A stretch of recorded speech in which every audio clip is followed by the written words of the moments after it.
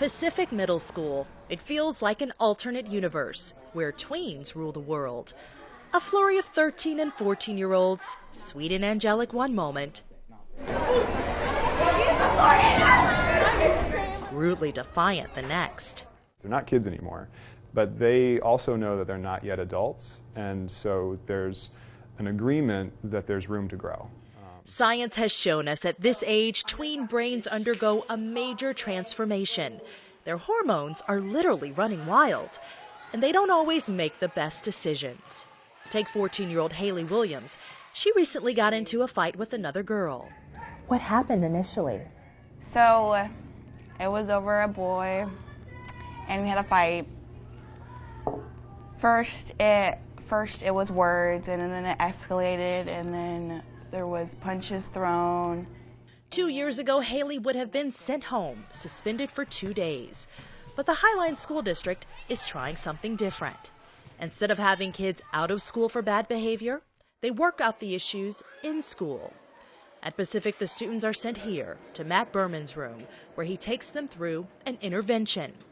Administrators call it the Academy. The students call it ISS, short for in-school suspension. What I try and do when they are on suspension is go back and forth between academics and study skills. The study skills is behavior. So anything from taking notes to organizing your backpack to how to solve a conflict or how to ask for help from a teacher all falls into study skills. But what makes this different than detention is that Berman tries to be a neutral figure, part coach, part teacher, part counselor, and mediator. Kids who misbehave spend 2 days in this class and follow up by meeting with Mr. Berman once a week for 5 weeks. Haley explains what it was like the first day.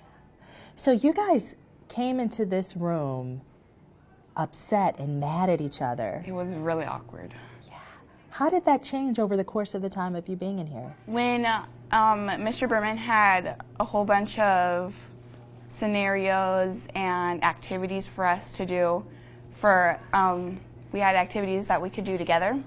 Whenever we have a mediation, we're always careful to say, we're not going to solve all the world's problems today. You guys, might develop a friendship again. You might not. That's not the goal. But what is really important is that both people walk away feeling heard and understood. They then work through a series of exercises where the kids not only lay out what they did wrong, but some of the things they got right. Some of the students that are used to misbehaving or used to being seen as misbehaving don't see themselves as having strengths. And so we do a lot of asking about strengths. And Principal Deborah Rumbaugh believes this approach, which the school began last year, helps the students get to the heart of what's causing them to act out in the first place. I think we've moved away from consequences being you're not going to come to school, and consequences are here's what's happened, here's where we want to go, and let's build a bridge together to get to that point. We have Maria coming. She was suspended recently for a fight. She and a friend of hers had a falling out, and it boiled over into a physical fight on campus. 14-year-old Maria Lopez visits Berman as part of her 5-week follow-up. But this session isn't about the fight. As part of the academy, Maria made a list of goals, which includes improving her grades. What do you see when you see that? I think I just improved a little more Uh-huh. than I did before because I had an F. You had that all the way to an F? I had an F. Yeah, it's a Then 79 now. and then- So you got 0 missing assignments and 0 assignments with zeros. So that's probably has a big reason why that's grades at almost an 80. It's kind of easier for myself when I set goals with Mr. Berman because then I can come back and review those goals and be like, oh yeah, I remember I made that goal. This year, Pacific began tracking the correlation between in-school suspensions and grade point averages. And since January, teachers have reported an 11% rise in the GPAs of those who have gone through the academy. Very often we see students who feel like their grade is rising because of they've been in here, so they were able to kind of get some of those missing assignments turned in. The number of overall incidents has also gone down. Last year, as the district phased in the program, 55 Pacific students went through in-school suspension and 79 were sent home. Those incidents involved drug infractions and safety issues. 7 were expelled for serious repeated incidents. This year, The number of in-school suspensions dropped to 49, with only 8 out-of-school suspensions.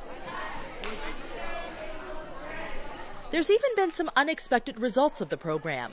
Sakai Samuelo, for example, sought out Mr. Berman before he got in trouble. A friend of mine was being teased for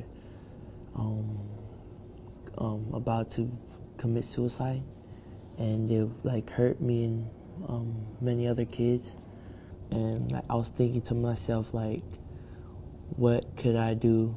Because like, I didn't want to regret something that I would have done or someone else would have done. How important is it for you to have somebody like Mr. Berman to be able to go to? Mr. Berman, he's like a homie, kid talk, you know. Like, he's like one of my best friends, like just cool to hang out with, and if you need help, he'll like just sit there and talk to you. So that was yesterday. Tell me a little bit about today. What was going on in Miss Benight's class? Because I don't know the whole story.